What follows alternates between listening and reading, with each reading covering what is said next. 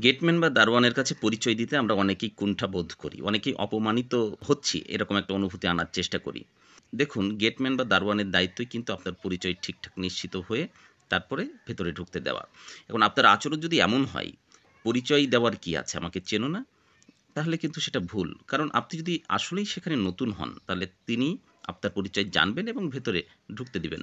আমরা অনেক একটা মুড ধরি যে গেটম্যান দ্বিধাগ্রস্ত হয়ে যান। আপনাকে মনে রাখতে হবে তিনি কিন্তু দারোয়ান বা গেটম্যান। তিনি আপনার উপরে অনেক বেশি প্রশ্ন করতে পারেন না।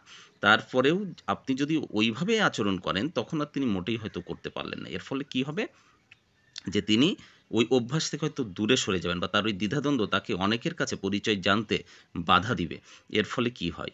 আপনি ভালো মানুষ কিন্তু কেউ তো থাকে যারা অতটা ভালো নয় বা খারাপ মানুষ এবং তারা একটা সুযোগ বুঝে ভেতরে ঢুকতে চায়। আমার তো মনে হয় যে আমাদের যে বলা উচিত ১ম এ যে আমি অমুক এবং আমি অমুক ফ্লোরে অমুকের কাছে যাচ্ছি প্লিজ একটু ফোন করে চেক করে নিন। এটা হলেই কিন্তু সবথেকে ভালো হয়। মূল কথা হচ্ছে গেটম্যানের কাছে সহজ থাকুন, নিজের পরিচয় দিন এবং এই পরিচয় দেওয়ার অভ্যাসটার মাধ্যমে গেটম্যানের দায়িত্ব যথাযথভাবে পালন করতে আপনি সহায়তা করুন। তাহলে আমরা সকলেই হয়তো ভালো থাকবো আরো বেশি।